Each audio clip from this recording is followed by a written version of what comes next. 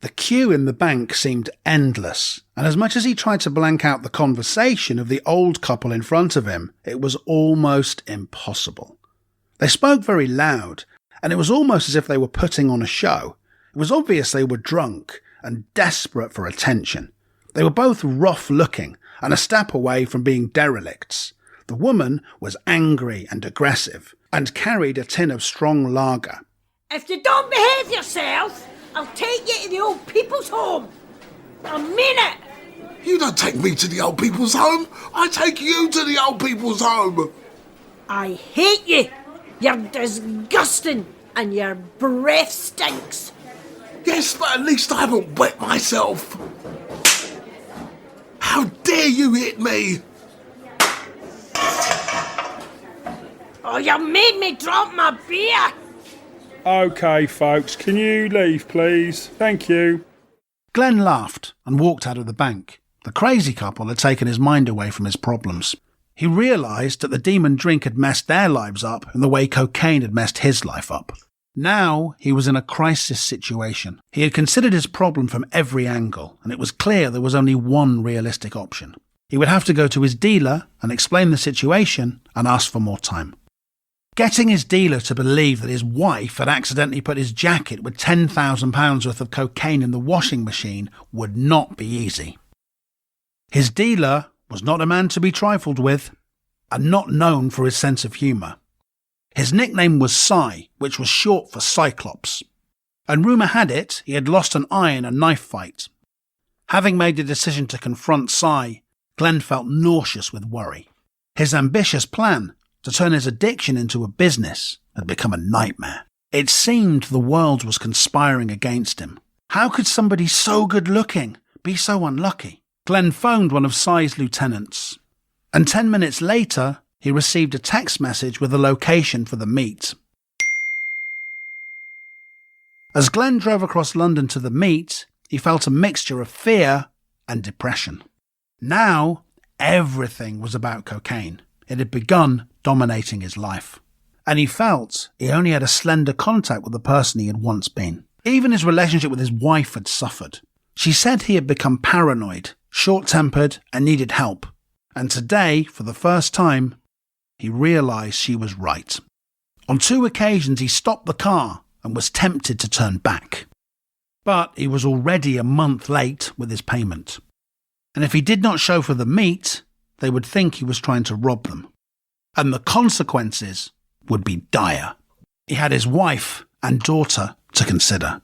He called his wife, but her phone was switched off. Hello, no one is available to take your call. Please leave a message after the tone. You have arrived at your destination. Glenn entered a lady's hairdresser's. It was packed, and he made his way to the counter. He spoke with a huge middle-aged woman dressed like a Barbie doll. She looked at Glenn with hard eyes, pressed a buzzer on the desk, and indicated for Glenn to go up the stairs.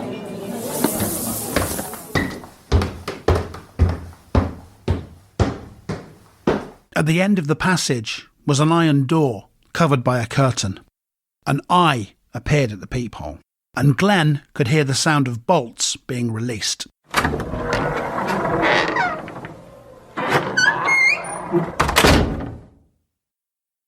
He was greeted by Archie, one of Cy's inner circle. Archie always made Glenn feel uncomfortable. He was a former nightclub bouncer, very tall and muscular, with a shaven head and an unblinking stare. His suits always appeared to be too small, and gave you the impression that he was about to burst out of his clothes like the Incredible Hulk. Hello, Glenn.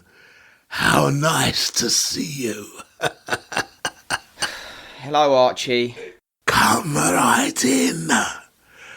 Raise your arms above your head and walk straight through the arch. Why, what is that? It's a body scanner, like they have at airports. It's all-seeing. Archie stood close behind Glenn and whispered in his ear. You're not armed, are you? Or carrying a recording device? That would be extremely unfortunate and more than likely fatal. Archie, would I do that? Archie gave Glenn the creeps, and a cold shiver ran down his spine. A girl, sitting at a desk, staring at a computer screen, looked up at Archie and said, He's clean. Go through. Go right through. The boss is waiting for you. Cy sat behind a stylish desk. He was a small man, middle-aged, of Mediterranean appearance, with an intense face and receding hairline. He appeared relaxed, but it was hard to gauge what he was thinking, as he wore sunglasses. Glenn sat on a chair placed in front of the desk, while Archie and another man sat behind him. Good afternoon, Glenn, and thanks for dropping by. Hope Archie didn't scare you. First, I must say that over the years you've been what I would call a good customer, steady. Which is why we, in our infinite wisdom, decided to credit you with £10,000 worth of high-grade cocaine. As something of a compensation for your loyalty. Archie tells me you have a problem with said cocaine. Explain. Glenn explained in full the mistake his wife had made with the cocaine and the washing machine. Cy took off his sunglasses and sat back in his chair. When I was younger, I used to envy guys like you. Tall, good-looking, popular with women, from a privileged background. And my guess is you've charmed your way through life without much effort. And is there honey still for tea? I, on the other hand, come from a poor family with minimal education. I've always been short. I started going bald at 20. I had to become a drug dealer. To get money, women, power, influence. And in my quest for these things, I lost an eye, as you can see. So I find it very difficult to feel sorry for you. Now, bearing in mind you're already a month late, when are we going to get our money? Cy, can you give me a month, please? Up until now, you've built up a lot of positives with us. And out of the goodness of my heart, I'm going to give you 14 days. After that, you have a problem. Because I can't take you to court. And killing you's not an option. Removing identifying features like heads and hands and incinerating bodies is expensive, time-consuming work. So you leave me with no option. We're going to have to hurt you in a very public way, as an example to others. Cy, what about 3 weeks? My parents will be back from a cruise and I could borrow the money from them. No! 14 days maximum. We gave you the opportunity to earn thousands of pounds, and you reward our trust with carelessness. Unfortunately for you, I'm not even going to consider the possibility that you may be lying, and you may be trying to rob me. Glenn, I don't like violence, but I have some people on my staff that do. Archie is one of them. Do you know he gets an erection if he hears the death scream? And if you don't bring our money, I'm going to let Archie here perform an operation on your nose. And when he's finished, instead of having 2 nostrils, you're going to have one big one, which is most appropriate given the circumstances.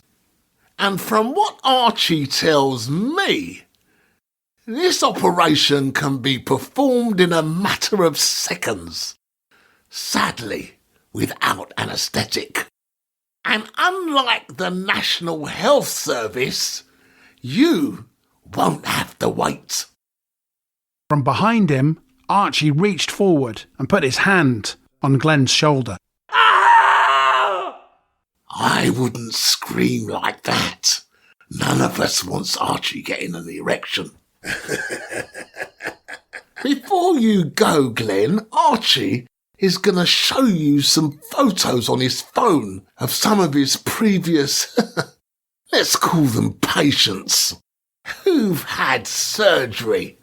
Their noses remodelled.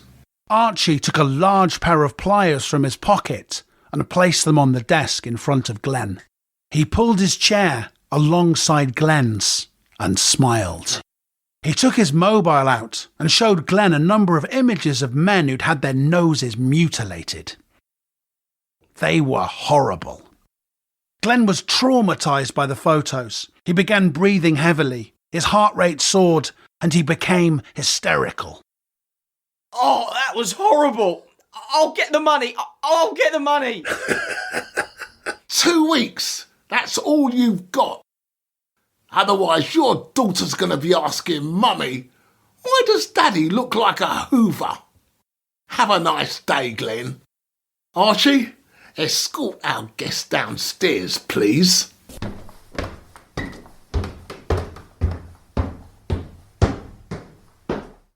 "2 weeks. That's all you've got. Then I get to operate on your pretty nose. When I'm finished, you look like a baboon." Archie took a pair of pliers from his pocket and kissed them. "Goodbye, Glenn." Have a nice day, Archie. Glenn sat in his car. He felt exhausted, both physically and emotionally. He phoned his wife. He was desperate to hear a reassuring voice. But her phone was switched off.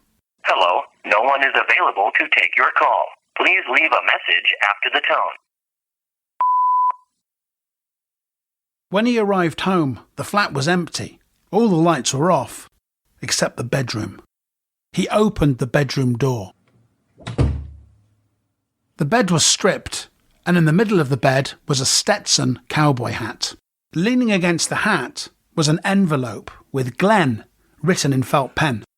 Glenn opened the envelope with trembling fingers. Glenn, by the time you get this letter, me and your daughter will be starting a new life in America. It was me that took the cocaine to help make up for 8 years of my life you wasted. You're a loser, and you always will be. Your real wife is cocaine. And I hope you will be very happy together. Lots of love. G.